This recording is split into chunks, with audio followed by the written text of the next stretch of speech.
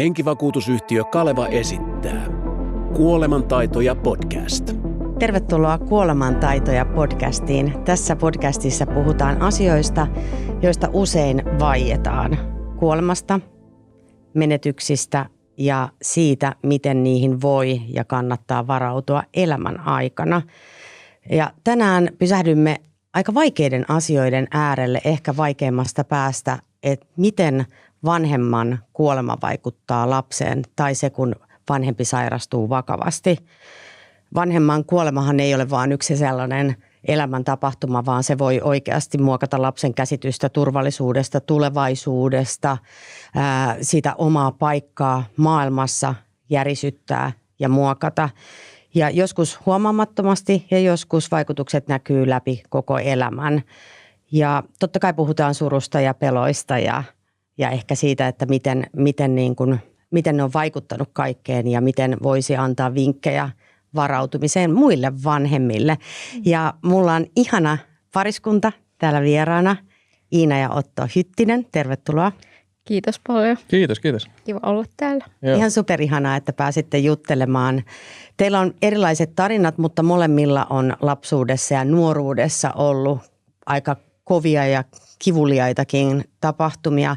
Otto, sä oot menettänyt sun äitisi hyvin nuorella iällä. Minkä ikäinen sä olit ja mitä tapahtui? Mä olin nuori, siis mä olin 18, mutta se oli aika semmoinen kriittinen ikä tommoselle muutokselle. Ja toki sun äiti sairastui aiemmin jo. Joo. Se vaikutti pidempään sun elämään kuin silloin. Joo, kyllä. Kuinka kauan sun äiti sairasti? Mun on pakko tunnustaa, että mä en ihan tarkalleen muista, että mulla on joistain asioista vähän semmoisia häilyviä muistikuvia niiltä ajoilta, mutta kyllä se niin kuin joitakin vuosia oli jo tiedossa. Oli tiedossa ja tietenkin varmaan saattaa olla niin, että vanhempi on yrittänyt myöskin sua suojella silloin, kun sä oot ollut nuori siltä totuudelta alkuun tai sairastamiselta. Vai oliko teillä niin, että kotona kaikki heti kerrottiin ja kun prosessi alkoi sairastumisen suhteen? Siis jossain vaiheessa hyvin alkuvaiheella meille lapsille kyllä kerrottiin, että meidät pyydettiin olohuoneeseen, että oli tärkeää asiaa. Ja tästä asiasta sitten kerrottiin, että äiti on sairastunut syöpään. Ja siinä vaiheessa mä niin kuin jälkeenpäin hiffasin, että en mä siinä vaiheessa edes niin kuin osannut millään muotoa prosessoida sitä. Että me oltiin, minä ja mun veli molemmat oltiin vähän silleen, okei. Ja yritettiin jatkaa elämää, vaan ettei se Niin, kyllä. osannut käsitellä sitä millään muotoa. Niin, sitä ei varmaan tajuakaan sitä kokonaisuutta tai sitä lopullisuutta missään vaiheessa äkkiä. Ei, meidän mutsi oli kyllä tosi sen sairastamisensa aikana niin hyvin suorapuheinen siitä asiasta, mutta sekin oli vähän semmoinen, että samalla tavalla kuin minä, niin se tykkää peittää kaiken huumorilla. Että kerrankin mä muistan, että me oltiin ajamassa jonnekin shoppailemaan ja sitten se oli se, että mä haluan käydä ostoksille, että en mä halua kaikkea teille perinnöksi jättää. Sitten nauro perään, me istuttiin siellä takapenkin sille, oot sä tosissas. Mutta se on itse asiassa aika hyvä suojautumiskeino kaikkeen raskaaseen ja vaikeaan elämässä, että jos osaa nauraa ja heittää läskiksi niin sanotusti, niin se on kevyempi taakka kantaa ainakin pienissä hetkissä. Joo, se on ehdottomasti näin. Iina, sulla on käynyt niin, että sä oot ollut nuori, teini-ikäinen, kun sun äiti on sairastunut vakavasti. Haluatko kertoa vähän siitä? Joo, mä olin 14-vuotias ja me oltiin just muutettu Helsingistä Ouluun 3 kuukautta aiemmin ja sitten mun äiti sai aivoinfarktin ja molemminpuolisen keuhkoveritulpan ja niiden myötä sitten elämä muuttui aika isosti. Miten se muuttui? Miten sä näit sen nuoren silmin sen tilanteen tai miten se järisytti maailmaa? No se oli tosi pelottavaa, koska äiti just meinasi kuolla siihen ja oli teholla pitkään ja sitten niin kuin oli myös ihan erilainen, kun tuli kotiin ja tosi silleen hauras ja kun me oltiin kahdestaan, niin oli tosi pelottavaa olla esimerkiksi äidin kanssa yksin kotona, koska mä pelkäsin, että se vaikka kuolee sillä aikaa, kun mä nukun. Niin sillä tavalla se muutti aika isosti. No valtavasti. Minkä ikäinen sä olit silloin? 14. Niin, eli ihan pikkunen vielä kuitenkin. Niin.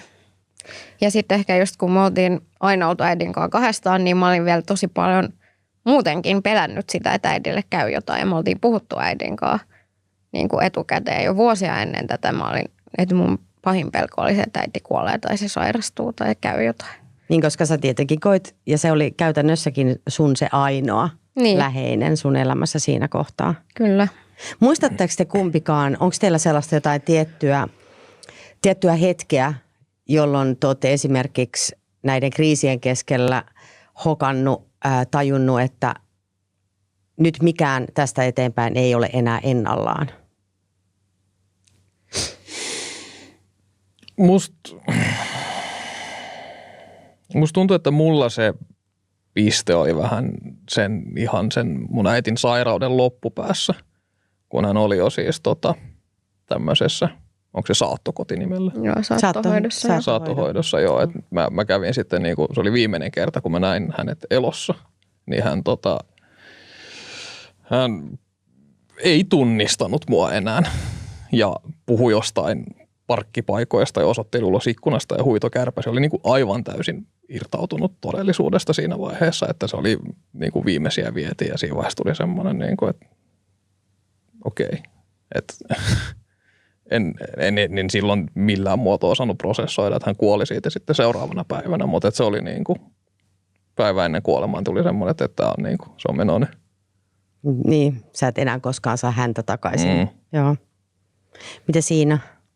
No mulla se tuli ehkä vähän myöhemmin, että sitten kun äiti pääsi sairaalasta kotiin, niin vaikka se oli pelottavaa, niin mä kuitenkin ajattelin, että kyllä se tuosta toipuu ja menee takaisin töihin ja elämä jatkuu. Mutta sitten kun se vaan jatkuu ja sitten oli mennyt jo vaikka kuukausia tai vuosi niin, että se äiti ei niin kuin toipunut takaisin just siksi äidiksi, joka se oli sitä ennen ollut. Ja äiti oli tosi masentunut ja makas sängyssä ja näin, niin ehkä siinä kohtaa just kun päivästä toiseen ei vaan tapahdukaan sitä muutosta niin kuin parempaan tai toipumista. Mitä siinä tapahtui? Mitä sun äidille jäi?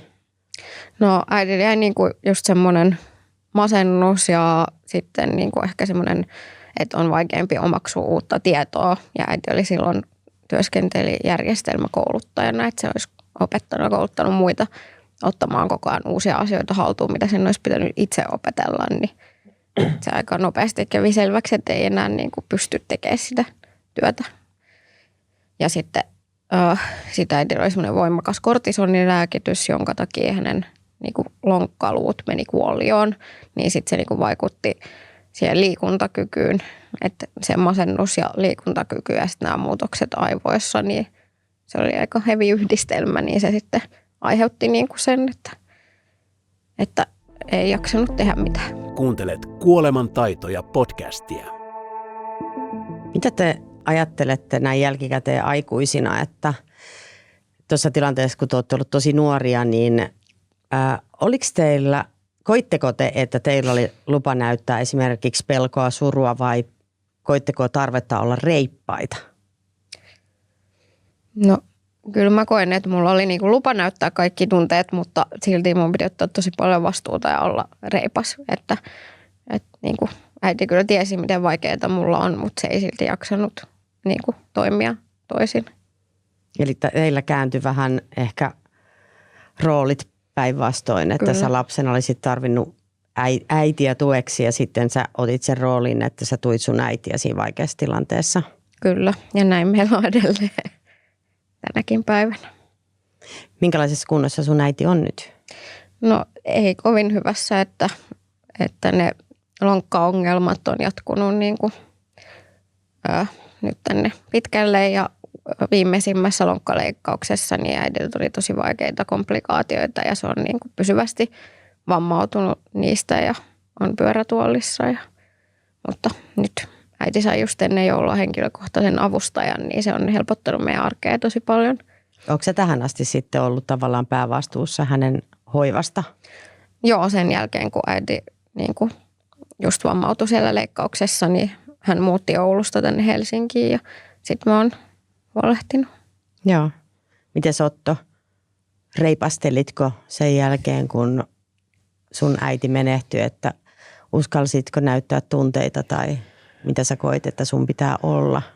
Se on vähän kaksipiippunen juttu. Se on mulla niinku oli kodin puolesta lupa kyllä näyttää niitä tunteita niin sanotusti, että meillä oltiin kyllä puhuttu asioista tällainen, mutta sitten se oli yhdistelmä sitä, että mä oon perheen vanhin lapsi ja se, että mä olin ala-asteella ollut pahasti koulukiusattu, enkä niin kuin uskaltanut juuri mihinkään suuntaan antaa mitään itsestäni, niin mä sulkeuduin aika pahasti, yritin kovasti pitää kaiken sisällä ja kyllä vaija hiffasi jossain vaiheessa, että ei tällä pojalla ole kaikki hyviä. Kyllä mä kävin kerran juttelemassa jonkun ammattilaisen kanssa, mutta sekin otti mua päähän niin paljon, että en toisten mennyt. Joo. Sitten mä vaan ajattelin, että tämä nyt vaan on tätä ja mä nyt vaan on tämmöinen. Ja en puhunut kellekään juuri mitään, heti läppää asiasta. Silleen. Niin, eli esitit tavallaan roolia, Juu. että selviydyit siitä vaikeasta ajasta. Joo, kyllä. Kunnes sä tapasin mut ja mä pakotin sut puhumaan joka päivä. Joo, mä opin puhumaan ja käsittelemään näitä asioita vasta niin kuin reilusti parikymppisenä kuitenkin. Että Iinalla on hyvä semmoinen tapa, että se huomaa, milloin mä voin pahoin, mä pidän jotain sisälläni ja sitten se painelee mun nappuloita, kunnes mä ärsyin sen verran, että mä niin kuin ikään kuin oksanan kaikki tunteet ulos kerralla. Mutta ihanaa, että sulla on käynyt niin, että sä oot löytänyt tuollaisen unelmien naisen, joka on, se on vähän väärä lähtökohta, että parisuhteessa toinen terapioi toista, mutta se, että on saanut sua avautumaan ja on saanut sua käsittelemään näitä vaikeita asioita. Mitä luulet, että jos teitä ei olisi tapahtunut, niin olisiko painekattila jossain kohtaa poksahtanut? 100% varmasti. Joo. Me oltiin molemmat erittäin hukassa silloin, kun me tavattiin, että kyllä se on onneksi ollut silleen terapiaa puolin ja toisin. Kyllä. Että me mutta Sun on aina ollut helppo kuunnella mua, mutta vaikea puhua omista asioista. Kävikö sä Iina jossain juttelemassa jonkun toisen ihmisen kanssa silloin? Joo, mä kävin useammankin kerran. Mä kävin eka semmoisessa kriisikeskuksessa.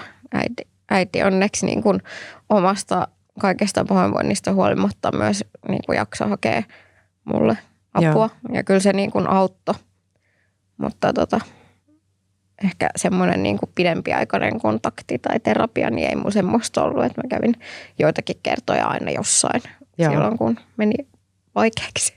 Mites muuten, minkälaista tukea te saitte tai ette saaneet esimerkiksi muilta läheisiltä aikuisilta, koulusta, ystävien vanhemmilta?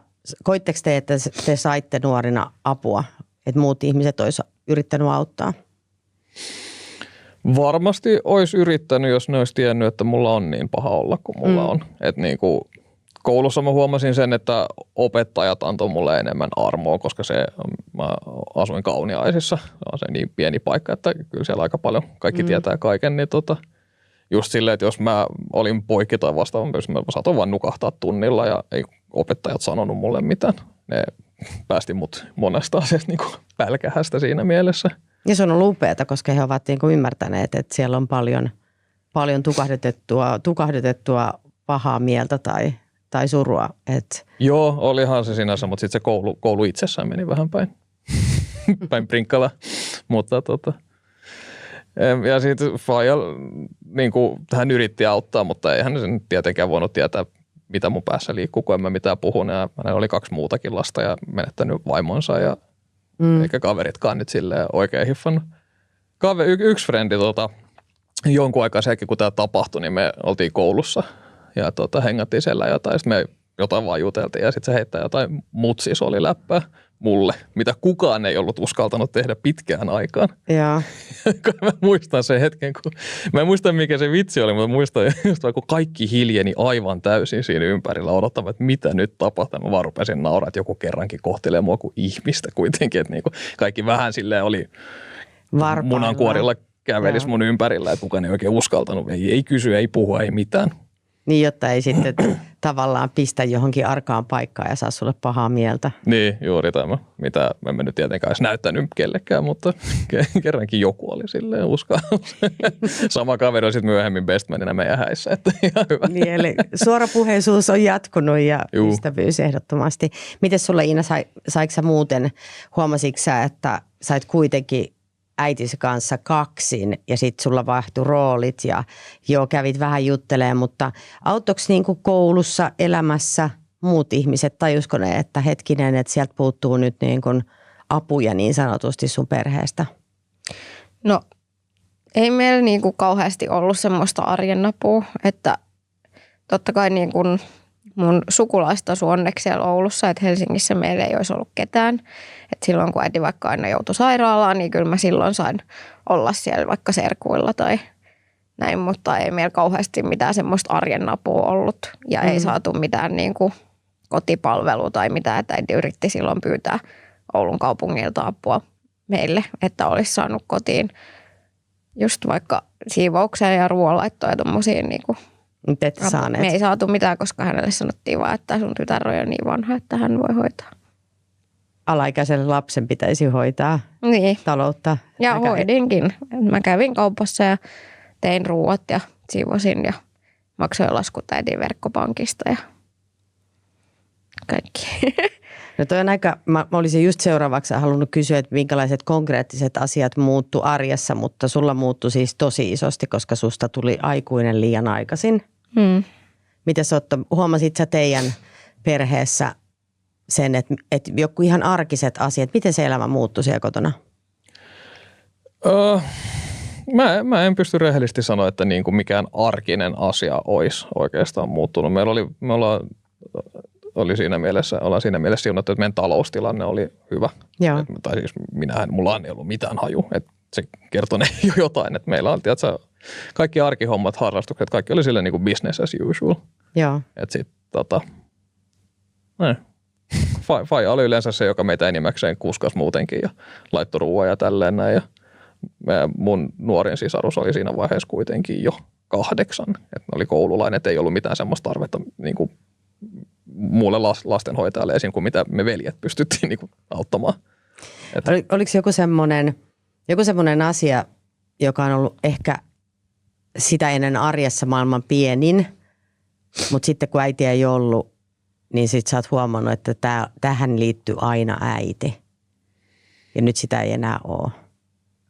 En mä sitä silloin hiffannut, kun sitä vaan yritti puskea kaiken läpi, että se on vasta nyt tälleen vanhemmiten tullut sitten hiffannut, että on, niin tässä on taas yksi tämmöinen asia, missä olisi ollut mahtavaa olla oma mutsin mukana. Minkälaisia asioita sä oot tajunnut vasta aikuisuuden kynnyksellä?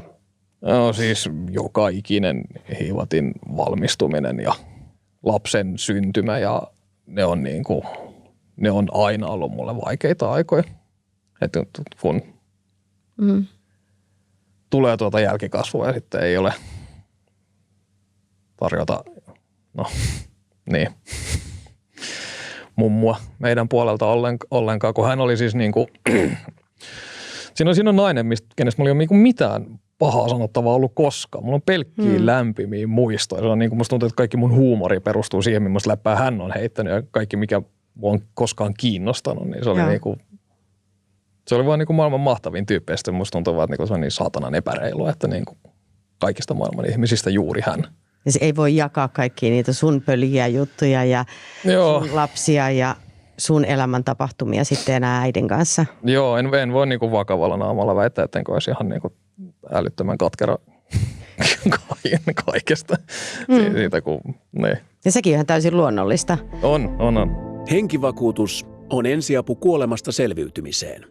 Turvaa läheistesi taloudellinen tulevaisuus osoitteessa kalevavakuutus.fi.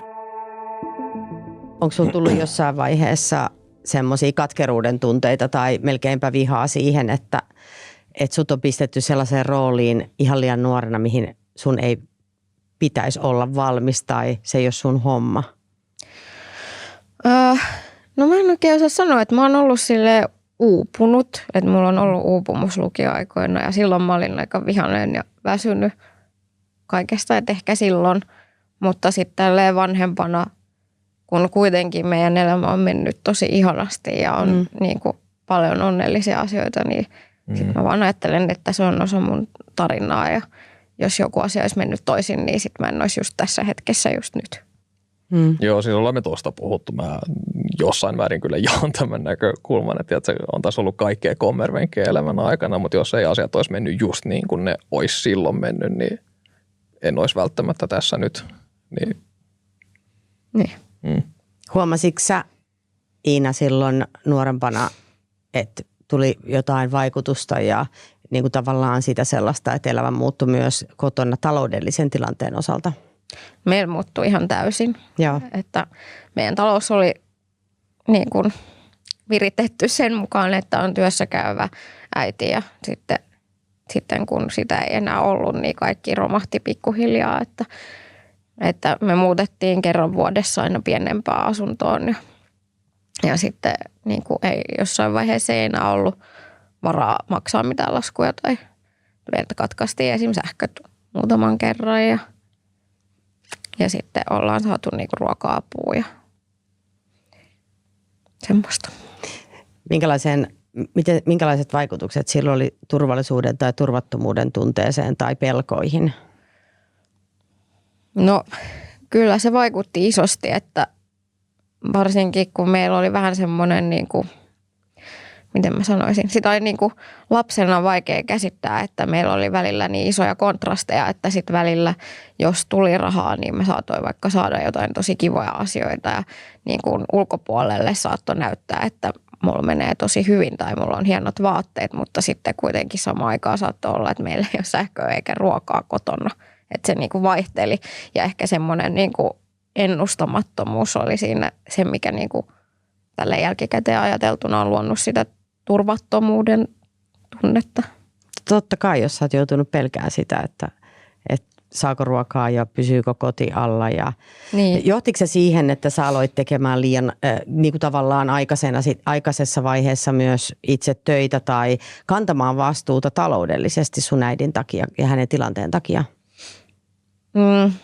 No ei oikeastaan. Mulla ei vaan ollut niinku minkäänlaisia rahataitoja silloin. Joo. Että Niin mä olin aika holtiton itsekin talouden kanssa silloin nuorempana. Et sitten vasta kun me tavattiin ja sitten alettiin odottamaan vauvaa ja tajus, että nyt täytyy niinku olla se turvallinen koti ja kaikki asiat kunnossa vauvaa varten, niin sitten vasta niinku mä aloin opettelemaan rahataitoja ja ottamaan vastuuta. Teillä on lapsia. Kertokaa, kuinka monta? 4 tyttöä ja 5 tulossa. 4 tyttöä ja 5 tulossa. Koska on laskettu aika? Heinäkuun alussa. Siis teillä on ihan mieletön tyttöbändi Kyllä. kasassa kohta. Mm-hmm. Siis Spice Girlsin verran. Siis täysin Spice Girls. Ja sitten siinä on iskä, joka on helisemässä ja onnellinen tyttöjen isä. Kyllä. Mä oon todella fiiliksissä, varsinkin tästä, että tämä 5. on nyt sitten tyttö kanssa. Mä oon niin jes, aivan loistavaa, kun mä oon niin tottunut noin. Niin sä oot tottunut jo, sä oot ammattilainen pienten tyttöjen kasvattamisessa. Joo, musta tuntuu, että tämä 5. muksa on silleen business as usual. Kaikki hyvin. Ei tarvitse opetella uutta. Ei. Miten nyt kun teillä on ihana perhe, teillä on ihania lapsia, jota tietenkin rakastatte maailman eniten, niin mitä te ajattelette sen suhteen, että miten teidän pitää suojella ja turvata teidän omia lapsia, jos vaikka tapahtuu joku iso kriisi, vakava sairastuminen tai vaikka toinen vanhemmista kuolee? Ainakin tämä varmaan näkyy sille, että me ollaan täysin ylivakuutettuja Aivan joka täysin. suuntaan. Ei varmaan voi olla ylivakuutettu, vai voiko? No mä luulen, että meillä on kyllä myös jotain päällekkäisiä niin kuin vakuutuksia. Ja musta tuntuu, että niin kuin me ollaan sen verran vakuutettu, että jos toinen meistä kuukahtaa, niin meillä on parempi taloudellinen tilanne sen jälkeen. Joo. Ei sentään niin, että lähtisi toivomaan sellaista. Ei todellakaan. Niin. Joo, ei.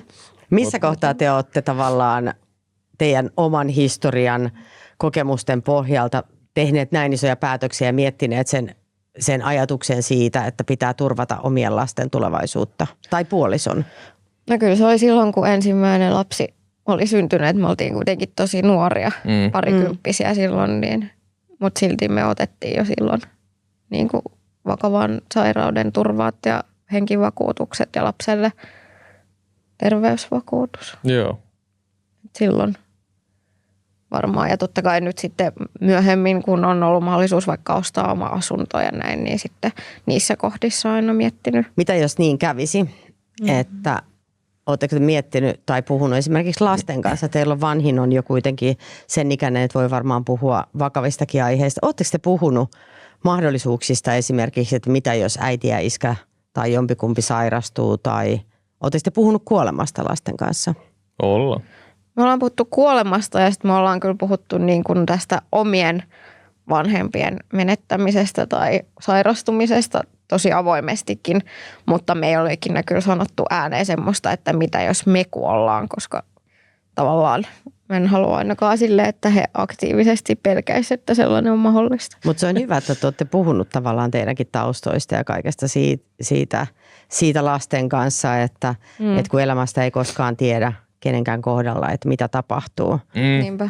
Minkälaisia vinkkejä te haluaisitte antaa esimerkiksi muille vanhemmille teidän taustaa nähden, että miten kannattaisi varautua tulevaan tai mitä kun te tiedätte sen lapsen näkökulman, niin miten näistä asioista kannattaa puhua lapsille? No kyllä mä ainakin niin kuin siitä varautumisesta, niin mun mielestä se on tärkeää, että se taloudellinen niin kuin turva säilyy, koska se vaikuttaa siihen arkeen niin isosti. Joo, kyllä. Mutta sitten se, että miten lapsille kannattaa puhua, niin mun mielestä tosi avoimesti, mutta ei mitenkään pelotellen. Ei pelotella, ei kannata. Ja nimenomaan muistaa aina kysyä, että jos joku mietityttää, niin aina saa tulla puhumaan. Niin, ja sitten se, mistä mä oon myös yrittänyt meidän lapsille puhua, on se, että me yritetään itse pitää itsestämme hyvää huolta. Me syödään hyvin ja liikutaan ja nukutaan hyvin ja sille, että tehdään sen, mitä voidaan, jotta me voidaan hyvin mahdollisimman pitkään. Ja toihan on varmaan se ilmiö, mikä tapahtuu lähes kaikilla vanhemmilla, että sitten kun on jälkikasvua, niin yhtäkkiä se semmoinen vastuu itsestäkin kasvaa, että hetkinen, mun tehtävähän on olla mahdollisimman pitkään ton pienen tyypin tai noiden pienten tyyppien elämässä. Kyllä. Elossa mahdollisimman terveenä turvaamassa, että ei joudu menettämään vanhempaa. Miten sulla esimerkiksi, Iina, kun sä oot joutunut elää vuosikausia nuoresta lähtien koko ajan siinä pelossa, että kuoleeko toi nyt Niin. ja mitä seuraavaksi tapahtuu, niin onko esimerkiksi sun elämässä pelko muuttanut muotoaan vuosien varrella? No, on se varmaan silleen tavallaan arkipäiväistynyt, että alkuun se oli mielessä koko ajan, mutta nykyään se ei enää niin kuin ole silleen ihan jatkuvasti, mutta silloin kun äiti uudelleen niin kuin sairastui vakavasti pari vuotta sitten, niin silloin se niin kuin tavallaan nousi uudestaan pintaan ja kävelin niitä samoja Oulun sairaalan käytäviä ja teho-osastolla istuin. Tai silleen, että se oli niin samanlainen tilanne ja samanlaiset oireet, että se oli niin kuin, tavallaan tuntui, että elää uudestaan sitä samaa tilannetta, mutta aikuisena. Niin silloin kyllä kaikki ne samat pelot nousi vahvemmin pintaan. Onko se heijastellut johonkin muihin pelkotiloihin tai turvattomuuteen muissa elämän osa-alueissa? No, mulla on ehkä se semmoinen niin kuin taloudellinen pelko aina läsnä. Että se ei koskaan mene pois, että vaikka meillä on tosi hyvä tilanne, niin silti mä aina pelkään, että kaikki voi ihan milloin vaan romahtaa. Semmoinen katastrofiajattelu, mutta se on hirveän ymmärrettävää tavallaan, että on joutunut aina, koska sulla on tullut se turvattomuuden tunne, jotain pahaa on tapahtunut. Sitten on tullut vähän valoa tunnelin pää ja sitten taas tapahtuu jotain, niin sähän et ole koskaan päässyt sieltä sellaiseen tilanteeseen, että sun esimerkiksi äidin kanssa olisi semmoinen tilanne, että sun ei tarvitse murehtia. Näin on. Että mitä hänelle tapahtuu ja pärjäätkö sä tai pärjäättekö te? Niin. Mites sulla? No, mulla on ehkä, mä jossain vaiheessa hiffasin, että mulle pahinta on just semmoinen niin kuin vissi tietämättömyys. Että mä oon just niitä ihmisiä, jos joku sanoo silleen, että hei, voidaanko me jutella mulla asia, niin mä oon silleen, että me jutellaan nyt. Että mä en rupea odottamaan, että mitä asiaa sulla on, että kerro nyt. Niin. Mutta mä oon kehittänyt semmoisen oudon tavan, että mä funtsin basically, että mikä on pahinta, mitä voisi tapahtua ja että jos se tapahtuu, mitä mä teen. Ja mä oon kaikki mahdolliset skenaariot sille ajan saatossa käynyt läpi, että mitä jos. Hirveätä sulle voisi tapahtua. Joo, mutta sitten kun mulla on semmoinen, tiedätkö, niin kuin edes jonkinlainen suunnitelma päässä, että okei, nyt niin kuin kävi näin, niin sitten mä teen näin, niin se auttaa mua, tiedätkö, käsittelemään sitä asiaa ja se ei tunnu pahalta, se on vaan niin kuin asia. Joo. Mitä te ajattelette, teidän kokemukset, onko ne vaikuttanut siihen, millaisia vanhempia te olette teidän tytöille? No kyllä ihan varmasti, ainakin mulla. Miten te huomaatte sen vanhemmuudessa? No mä haluan vaan, että meidän lapsilla on niin kuin mahdollisimman rakkauden täyteistä ja kivaa niiden elämää. Että mä en todellakaan ole se, joka nipottaa jostain sohvalla syömisestä tai mistään. Se on minä. Aina täytyy löytyä se paha poliisi myös. Kyllä. Ei, mutta jotenkin, en mä tiedä, tämä kuulostaa nyt vähän huvittavalta ehkä, mutta mä haluan vaan ympäröidä ne niin kuin semmoisella turvalla ja rakkaudella ja lämmöllä joka ikinen päivä ja tehdä niiden kanssa asioita, mistä ne nauttii ja mistä me kaikki nautitaan. Ja mä en halua elää mitään semmoista sitten kun elämää. Että jos tulee semmoinen, että mä haluan tehdä jotain tällaista vaikka lasten kanssa, niin sitten me tehdään se eikä jäädä miettimään, että pitäisikö joskus. Koska voi olla, että sitten joskus ei voi enää tehdä niin. Just niin. Mites Otto? Siis mä haluan, että koti ja oma perhe on aina se suurin turva lapselle. Jos mä jostain on tyytyväinen, niin siitä, että me ollaan onnistuttu kasvattamaan tähän mennessä 4 semmoista olohuonelasta. Ne ennemmin hengaa meidän kanssa olohuoneessa kuin yksin omassa huoneessa. Kyllä ne sinnekin menee välillä, mutta se ei ne on hyvin usein meidän kanssa hengaa siellä. Ja se on silleen, että okei, että niillä on hyvä olla tällainen. Sehän on ihan parasta. Joo. Mitä sitten, jos ne kaikki 5 tyttöä on kohta silleen, että ne ei halua enää iskän kanssa tehdä mitään?